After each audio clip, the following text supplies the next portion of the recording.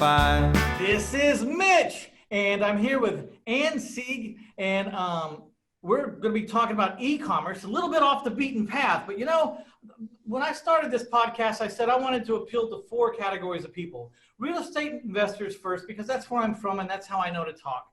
Then entrepreneurs, because if you're not good at this, I just want you to find something you're good at that you're in control of, that you can remove the glass ceiling from your world and go and be whoever you need to be. So I started out with what I knew, so real estate investing, and then just entrepreneurialism in general. And then, of course, who doesn't need inspirational or motivational? So if I covered those 4 things, you know, I was more than likely willing to have a conversation with you on this podcast.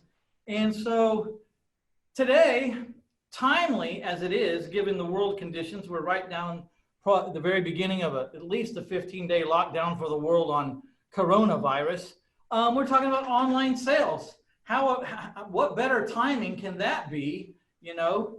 So we're going to be talking about online sales. Right now, I need to pay homage to my sponsor. If you'll give me 1 second, Ann. Please visit taxfreefuture.com. If you do not have an account that can grow tax deferred or tax free, you have no idea the disadvantage you are at. It's incredible to grow tax free or tax deferred. Please go watch the 37 little video vignettes. You have to give us a little bit of micro information. I promise you, they won't beat you up with a bunch of information every day or hound you. We're going to turn over 37 video vignettes, and they're going to explain to you what these financial advisors are not telling you, why they're not telling you, and then you can do with it what you want. But it has changed my life. And go see taxfreefuture.com, because you have no idea what your financial advisors are not telling you. All right, how was that? That was my commercial, okay? That was a great commercial. All right, so Ann, where are you sitting physically? Where do you do business? Tell us where you're at first off. Okay, I reside in Bella Vista, Arkansas. I moved from Minnesota, which was my home state. And we had actually lived in Arkansas previously, but moved back. Now we're back again.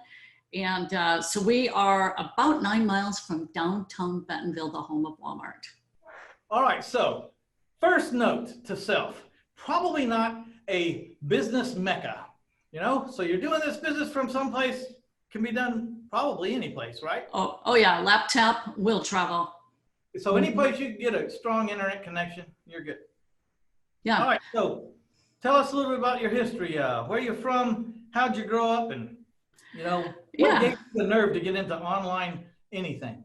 Okay, well, born and raised in Eagan, Minnesota. My dad was is a physicist. He's turning 91 and he's still busy inventing. He's trying to bring a product to market, etc. So 91 years of age. And then my mother is a teacher. So my dad was a professor for some time at University of St. Thomas.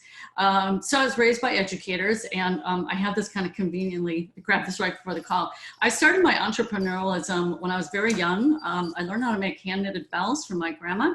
And so I made these, and there are 3 different colors. And my mom said, you know, Ann, you could go out in the neighborhood and sell those. So she set me up with my store, and it was a white paper box. And it had, she showed me the dollars and the 50 cents and how to change the money. So I was around 7 years old, and these were back in the good old days when kids went off without their parents helicoptering around them all the time. And the coolest thing is when I went out into the neighborhood to sell these bells, is I literally sold all my bells, my first time out. So I'll never forget, literally I can feel it in my hands when I was walking home.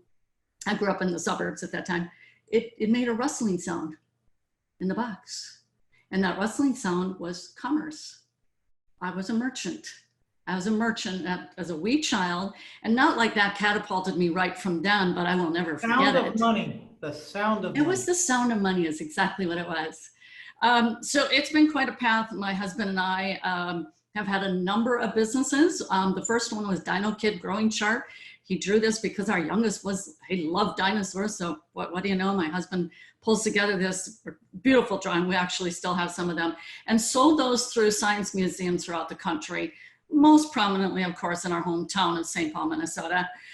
From there, we had a windshield replacement business for 12 years, which my husband really loved because he's a hands-on guy. He had gotten trained up in bookkeeping and whatnot, had a cubicle job and absolutely detested working in a cubicle. So he quit that even after I kind of helped him go through schooling and whatnot. It was like, it wasn't for him.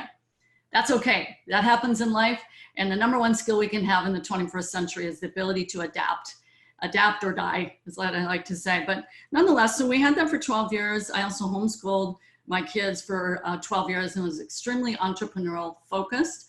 It's really Robert Kiyosaki's books, Rich Dad, Poor Dad, Cash Flow Quadrant, that really sparked more of my entrepreneurialism, even though we already had it. We're just like, breathe it, my husband and I.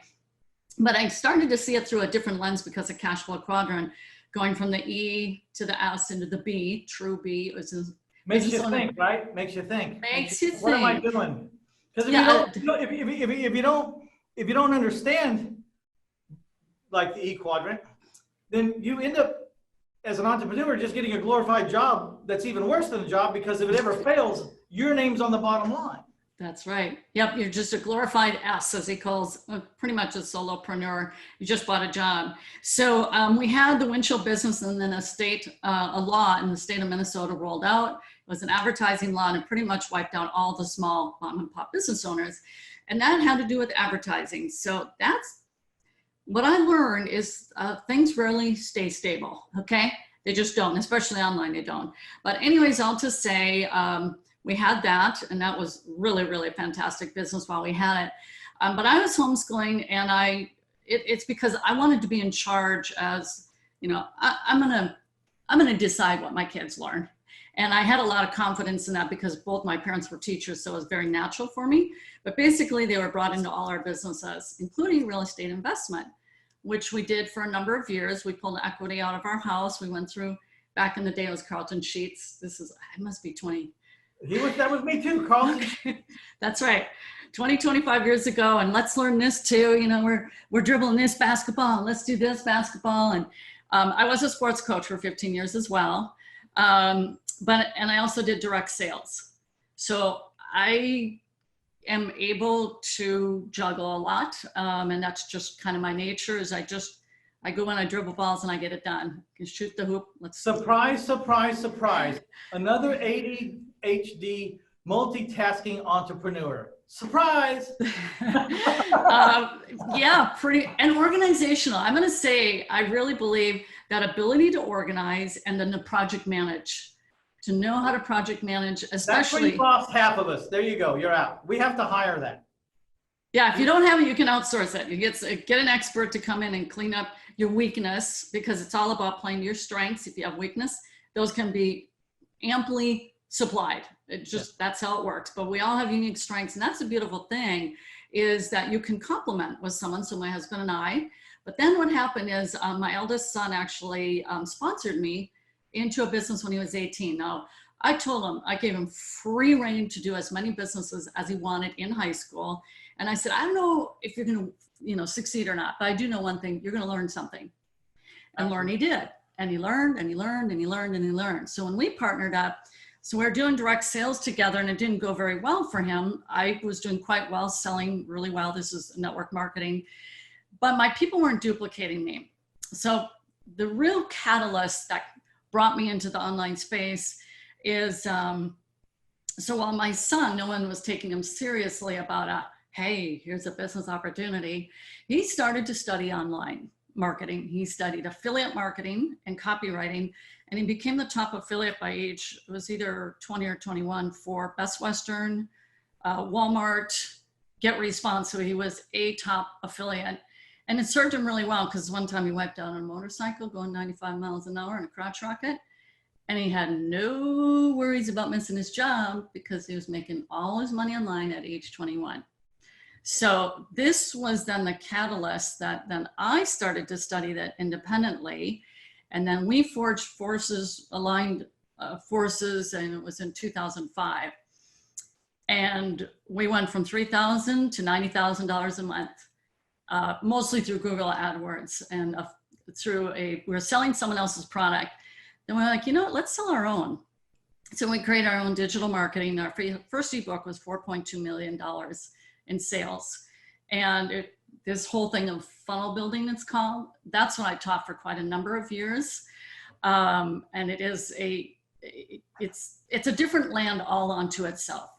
here when we have our feet to the ground and buying real estate, which we did, we had the boys go over and they had to help shovel and they had to help paint. And my feeling always was with my sons is, no, there's no handouts here. You want something, you're going to work for it. And that's just the way I ran the household is we are a family unit. We work together. There's no kids get to loaf around while parents work their butts off and, let the kids have kind of a little more the tone of the culture today where kids are sequestered or secluded from the real world of work and entrepreneurialism. We immerse them into it. For example, when I did Avon, everyone knows Avon, my kids were like 3 and 5 years old.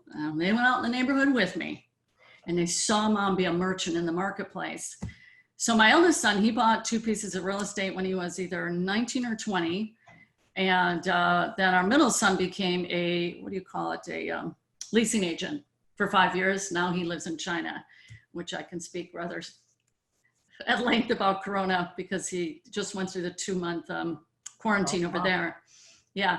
So anyway, so my son and I had aligned forces, and then I shifted into e-commerce the fall of 2013. And the main reason is this, so that people can learn something about online marketing. Online marketing is great, but you're going to have to become an expert at traffic and conversions, because you can get traffic, but you've got to convert it into sales. So there's that whole piece. Traffic's not cheap. It's not cheap, and it's a whole skill set unto itself, whether you're doing YouTube ads, Facebook ads. So I wanted to ask, it was when you said you went from 3,000 to 90,000 a month. But how much was net? Was that gross 90,000 or net 90,000? That was gross. This was selling. Because you could spend $50,000 generating that money easy, so you net, 40,000. Exactly. It's still a far cry from 3,000. It's hats off, but I didn't want anyone to get there's a little bit more to the picture. So absolutely. How much was going out to generate 90,000 gross? Yeah. So I don't remember those numbers so much as that was someone else's program. And then my son said, Mom, if we sell our own, our profit will be a whole lot bigger. So every evolution we made was just solving a problem to better enhance our profits. So with that, I do recall when we used Google AdWords, we had about a $10 to $15 profit off a $67 ebook. Well, it becomes literally a pure money machine at that point. You can't pour enough money in because as long as you're making profit, 15 bucks. So we were doing up to about 100 grand in Google AdWords at that time per month. And so the formula is if I spend $10,000 and it nets me this much, then if I want to make 3 times this much, I got to spend $30,000. And so the question is, how much can you put in? Exactly. Yep. So it's a matter about being judicious and wise and funneling that right back in. Plus it's about what's called having a back end, an ascension funnel. So when we were brand new, we didn't have much of an ascension funnel. We used someone else's. Well, we had a free back office training that we gave, but then we referred them on to other services, affiliates, because we didn't have the bandwidth at that time. We weren't at that level. But I sure have learned back end sales. I've been doing it for 15 years is how long I've been doing online marketing, but then shifting into e-commerce the fall of 2013. And what I saw with my students and their results were like immediate. So the reason I shared about the traffic and the cost of that is when you tap into a ready-made funnel like Amazon, they do all the advertising, they have the customer base. There's that learning curve is removed now. And it's big to learn how to do traffic and convert and get the right offer in front of the right audience, etc. Well, Amazon has that audience with credit card on file, prime buyers, 120 million strong. And now there's just one piece left to that equation. As a third-party seller, what product do I sell? That's all that's your challenge then. And that's what we teach now through our platform is called so there's lots of products to sell, but you're better off if you can find like your own product. I'm very interested in this because I don't know, entrepreneurs see opportunity everywhere they look, and I see opportunity. Now, a lot of this opportunity is I can't stop what I'm doing to go do the little things I see. Right. So I see things, but I have a 21-year-old granddaughter who is right now going to college and working for $11 an hour. And I'm saying you should be able to make $11 an hour in your sleep online if you'll just put your mind to it and learn a little bit. You know what I mean? You don't have to be an expert at it. You're not even trying to support a household at this point. Right. So you're just trying to get enough running money. We should be able to figure this out. 100%. And I already know the products I want to sell.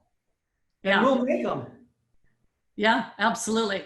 The range is so huge, and Amazon is really, I mean, they're dominating the online space. So relevant right now to the coronavirus, what is happening, and it's not too surprising, is as we know, we see all the memes, people are running out to the stores and they're depleting the toilet paper and the hand sanitizers. We all know this.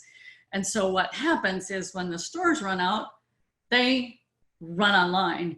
And so 2 days ago, Amazon announced, very converse to the airlines who are going to have to be, who are looking to be bailed out, is they're hiring 100,000 people right now, 100,000 people. So that is noteworthy that they are having this, I'm not going to say unprecedented growth because their growth has been nothing but upward trending. But so for my third party sellers, they are very well positioned. They've thrown down the roots, they've learned the skill set, and they get to take advantage of the fact that for this time being, there's this big surge. Now, here's the thing about buying habits and how they become habituated is that by default, there'll be more Prime customers now. Should I go into Prime? Does everyone know what Prime is? Amazon Prime, well, go ahead and give the definition. Yeah, so the Prime buyer customer program put together through Amazon, it's brilliant. Basically, you pay an annual fee. As I recall, it went up this past year. I think it's now over $100 if I remember. Mine is annual every year.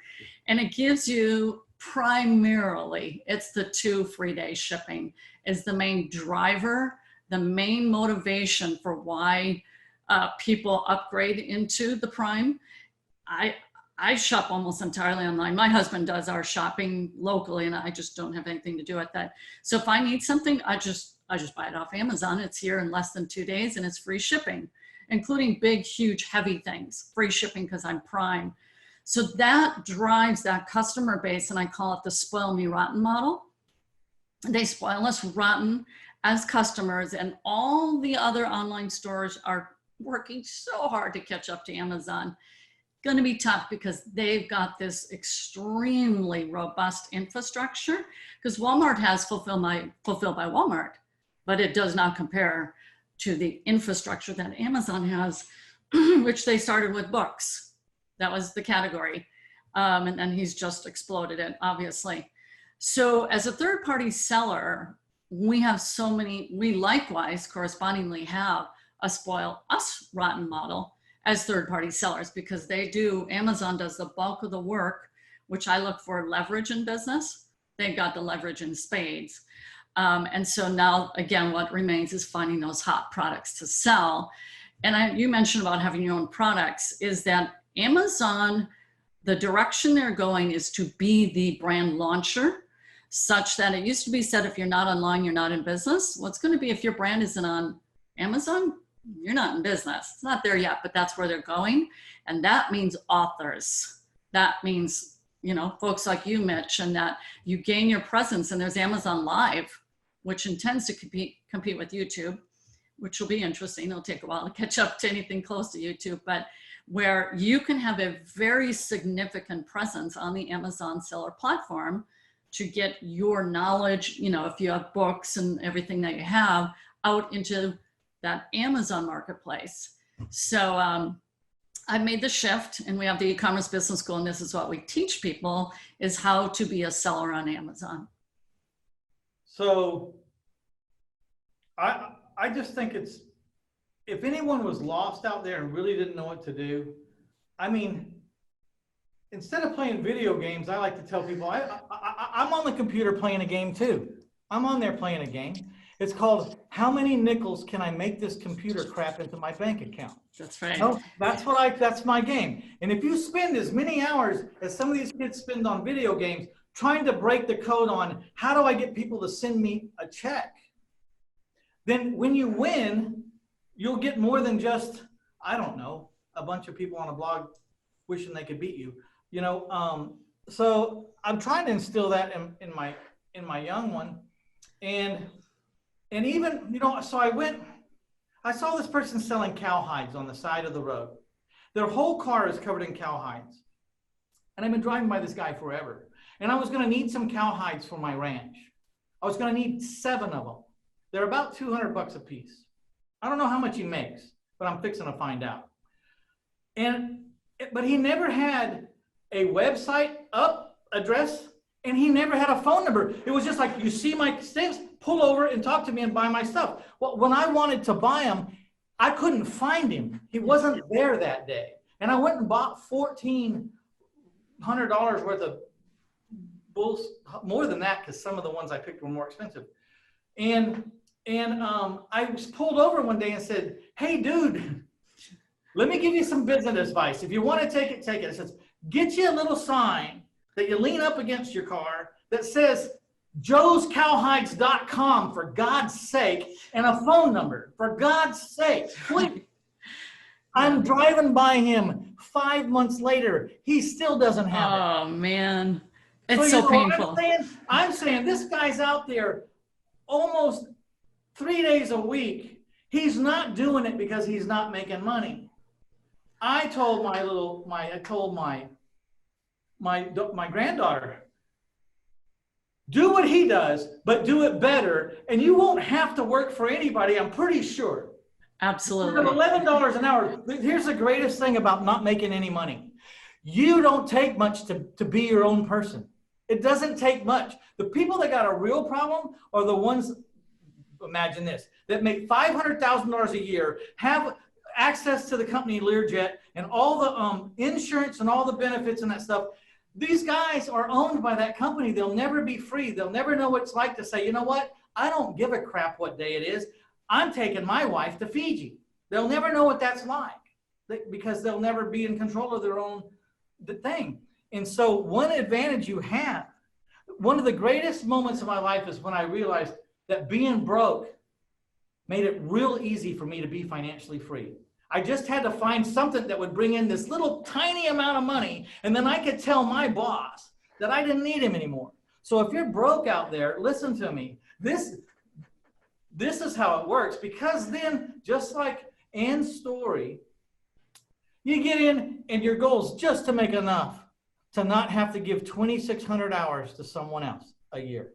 And if you do the math, you go, well, why is it 2,600? Because 8 hours a day is this. I'm going to say, because if you're going to be your own boss, you better be working 10 or 12 hours a day, at least for the first so many years. So I'm saying 2,600 hours. Besides that, if you're not putting 2,600 hours, even if you're only getting paid for 8 hours a day, if you're not a responsible kind of person that will put in the extra hour at home or whatever, then don't go into entrepreneurialism, because it's going to crush you. You know, am I right so far? Absolutely. And you got to own it. You got to own it, and you got to be proud of what you're doing. But here's the thing. It's like baby steps, because what was so cool about being an entrepreneur was when I figured out how to move from $11 an hour to $15 an hour, I was 100% recipient. They didn't just give me a day off or a $100 gift certificate and pat me on the back. I made that $3 extra an hour every friggin' hour for the rest of my life. And when I figured out how to get to 25 and 50 and 80, I became the recipient. This old country boy right here never intended to be worth what he's worth or do what he does. But my goal, I never had money goals. My goal was, all right, I'm at this level. How do I get 1 inch higher than that? Just 1 inch. Yeah. So you get in a program like this, like Ann's talking about, you learn the basics and you get a product. And the first goal is get anybody to give you any amount of money. That's the first step. Wow. Absolutely. Something came in from the outside into my account. It can be done. Now we know it. Now we know it can happen to us. Now the question is, how can you get just a little bit more to come in? And you keep playing the game until one day you might look up and go, holy cow, Jesus, thank you so much. That's right. I thought you had that in store for me. It was there all along. I finally decided to apply myself and treat it like a marathon, because you're not going to be rich overnight, right? And yeah, got to put in the effort. And get in control. So I just went on my little rant there. Sorry, Ann. No, I love it. What you said there about, getting that first the sale happens, I call it proof of concept. Like when I went out and sold my Christmas bells, oh, it worked. And that's the same thing with our sellers. And we have them posted in our group page, their first sale. And we celebrate with them because it's like they see and hear that everyone else is doing it, but it means nothing compared to when you make the sale and you go, look at my sale. And it's either $30, $40, whatever it is. The point is it worked for you, but you'll never know until you take the action to see that actualized. I want to share a real quick story, if I could, relative to, we do local events a lot. We were just down in Dallas in January, and there's a mother-son team. The mother was implementing our methods, and I'm going to teach and talk about arbitrage, which is very similar to flipping houses, which my brother did. So I want to talk about the concept of arbitrage in just a moment, because that's where we start all our members. But nonetheless, the mom, Shannon, they live in Kentucky. And she saw my ad, she came in, she learned the methods, she's making money. The son, who is working 12-hour shifts, 26 years old with 2 little kids, one who's physically handicapped, and then a 5-year-old, 12-hour shifts during the night. And he'd been there 7 years, so kind of his whole adulthood. He'd heard he was going to get the day shift. He got excited. His hopes are going up. I can have a normal life. I can sleep at night. Oh, new supervisor. He said, no, sorry, you're not going to get this, Spencer. And so he's like, okay, this is my time. This is my moment. I'm going to do what my mom is doing.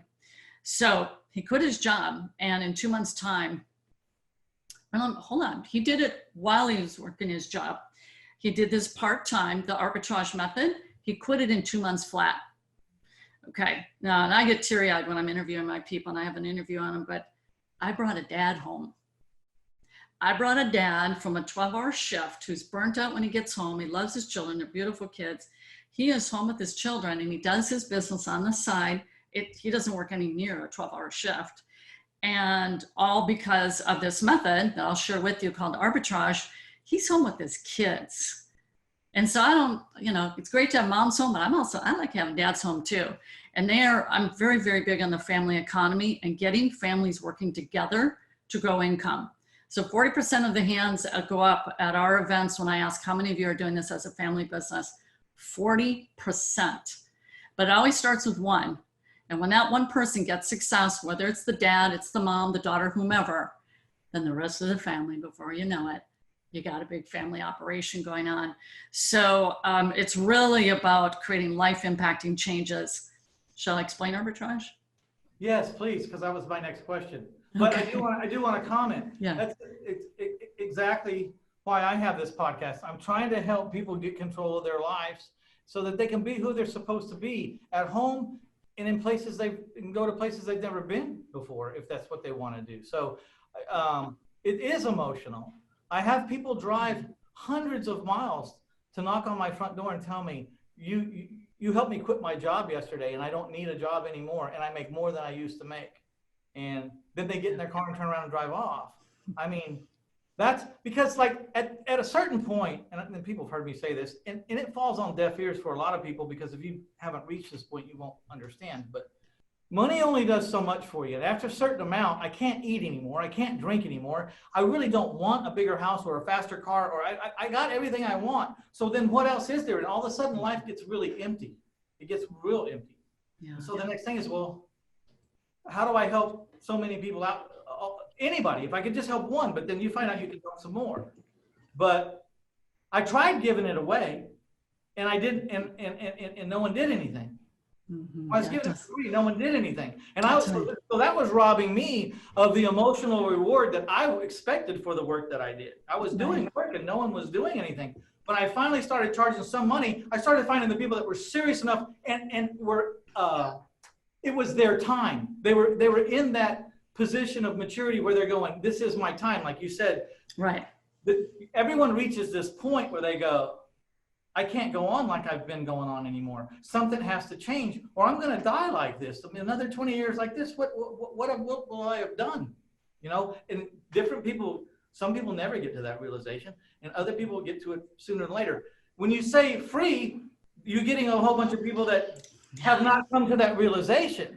So people go, yeah, sure, you really do. Why do you charge? I said, that's why, because I got to get what I want out of it. I want to be on a winning team. When I was giving it away, no one was winning because they Exactly. It's called having skin in the game. And yeah, absolutely. And I am pretty staunch about that in my economics. When you give things away for free, people don't appreciate it because they didn't put some sweat equity into it. And we are meant to put in sweat. God designed us that way. We are meant to put in some sweat. And if people are adverse to it, they're on the wrong planet. And any kind of policy that fosters and encourage no sweat, where they don't have to act, I'm talking intellectual sweat, physical, whatever, effort. Because there's pride and satisfaction in putting in our own effort versus when it's a handout. And now handouts are appropriate in certain instances, but when it becomes an overarching cultural philosophy, we got a serious issue where we kind of feel the aftermath of that when everything's a handout.